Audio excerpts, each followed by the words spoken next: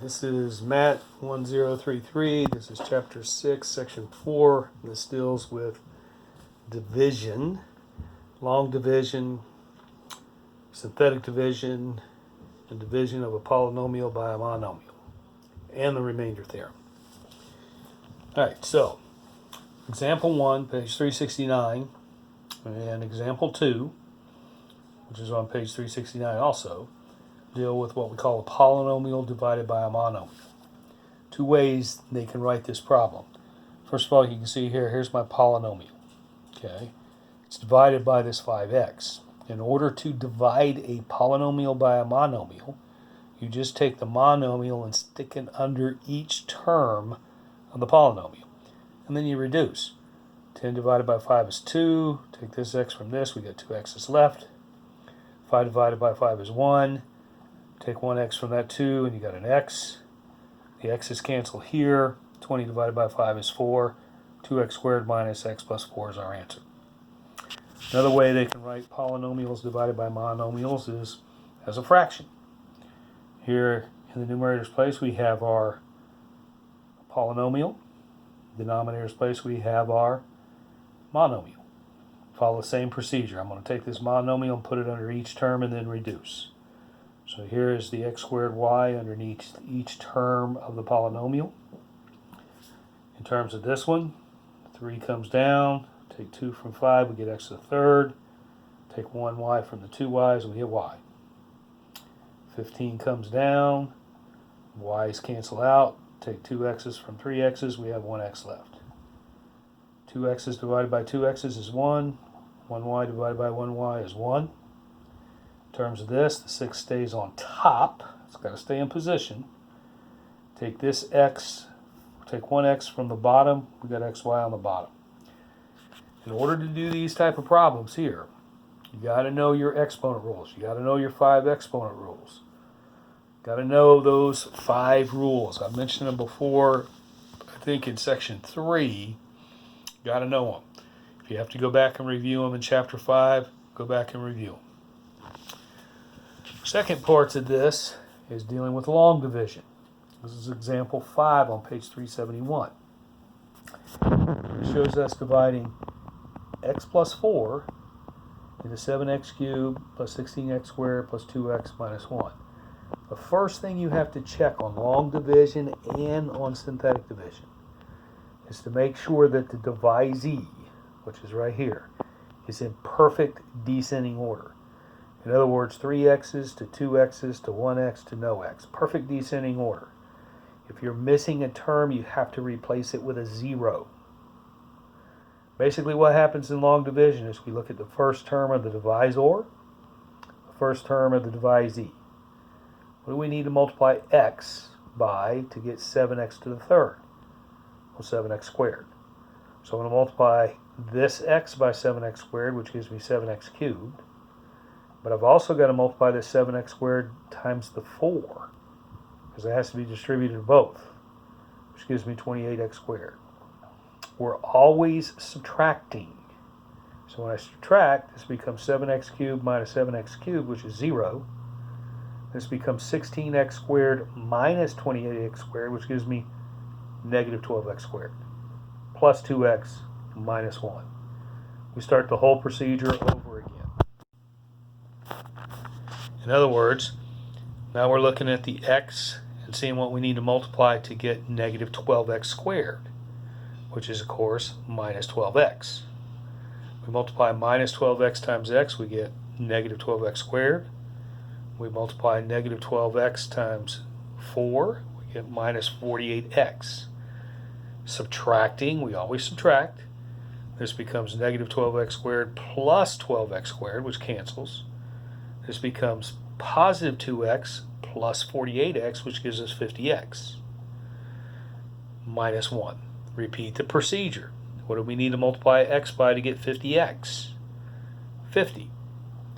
So 50 times x gives me 50x. Right here. This 50 times the 4 gives me 200. We're subtracting, so we got 50x minus 50x. We got minus 1 minus 200, which gives us a remainder of negative 201. Now, by having a remainder of negative 201, we take that remainder and put it over the divisor. So the remainder is actually negative 201 over x plus 4. Because it's a minus, or a negative here, what we're going to do is just put minus 201 over x plus 4 at the top. So here is our answer right here. But this is long division. It's a long process. Make sure the divisee inside the division is in perfect descending order. Example 9 deals with, on page 373, deals with synthetic division. Now, synthetic division is much easier to work with. On the test, I will have some problems in the directions say specifically solved by long division. If you do not solve it by long division, I will mark it wrong. I've got to be able to see that you know how to do the procedure of long division. You'll have problems dealing with synthetic division. So what happens here in synthetic division is this. First of all, this x plus 2 is a factor. It's not a 0. In synthetic division, you have to use the 0. So if we're given a factor, we have to take that factor, set it equals to 0, solve over, and now we're using this negative 2 in synthetic division. In synthetic division, we're using the coefficients. There's a coefficient of 1 here for the x fourth, and I always put the leading degree at the top so I know what my answer is going to be in terms of leading degree. So we got a 1 here, it drops, negative 2 here, negative 11 here. Notice we don't have an x to the first power term. Okay? So because we don't have an x to the first power term, we make it a 0. And then we got our 34. Now we're in perfect descending order. X to the fourth, x to the third, x to the second, x to the first, no x. Here's the procedure for synthetic division. We always drop down the first term. And then what I'm going to do is I'm going to multiply this negative 2 times that 1. And then I'm going to add it to the next number.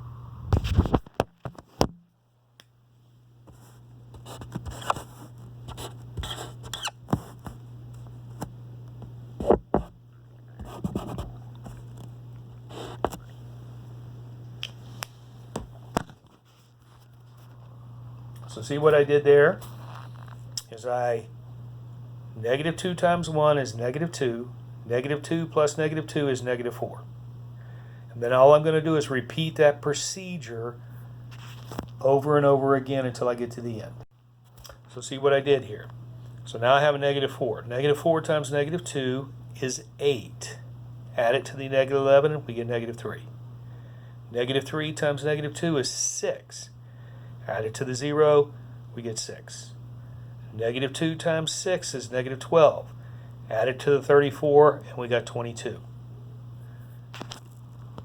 And so here is our final answer. The reason I put that x to the fourth up here is because when you finish synthetic division, this first term is 1 less than this.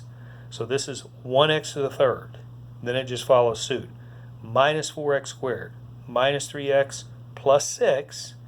And then the 22 is a remainder, so the 22 goes over the factor, not the 0, but the factor. So it's 22 over x plus 2. Also, I'm going to go to an example problem in the book, but there's a thing called the remainder theorem. And what the remainder theorem is this. If you go through synthetic division and you get a 0 for a remainder, then that proves that this x plus 2 would have been a factor. If you go through and you use negative 2 here and you get a remainder, what that means is that if you put negative 2 in for x in this polynomial and you did the math, it would come out to be 22. So the remainder theorem gives you an ordered pair. If you put negative 2 in for here, do the math, you get 22. This is my x, my remainder is my y. The ordered pair would have been negative 2, comma, 22. Here's the problem in the book. says use the remainder theorem in synthetic division to find P of 4. All right, now notice that this right here is an x. Okay, it's not a factor. So on this one here, we would just work reverse. Because the 4 is x, I can set x equal to 4, subtract it over, and I find out the factor is x minus 4. Okay? So when we set up our synthetic division, we set it up with 4. And here's the polynomial we're trying to get the y for. See how it's 4x to the 6th, which is here, minus 25x to the 5th, plus 35x to the 4th, and then notice we don't have an x to the 3rd, so we got to put a 0. Then 17x squared, and then notice we don't have a 0, we don't have a coefficient for x to the first power or a coefficient for the constant. So this is the 0 for the x to the first, this is the 0 for the constant. Follow our procedure for synthetic division, drop the first one down, multiply 4 times 4, we got 16. Add it to negative 25, we get negative 9. Multiply 4 times negative 9, we get negative 36. Add it to the 35, we get negative 1. Multiply 4 times negative 1, we get negative 4. Add it to the 0, we get negative 4. Multiply 4 times negative 4, we get negative 16. Add it to the 17, we get 1. Multiply 4 times 1, we get 4. Add it to the 0, we get 4. Multiply 4 times 4, we get 16. Add it to the 0, we get 16. There's our remainder. So basically what this is saying is that by using the remainder theorem, we have calculated the ordered pair. That if we put 4 in for x right here and did the math, we would get 16 for y.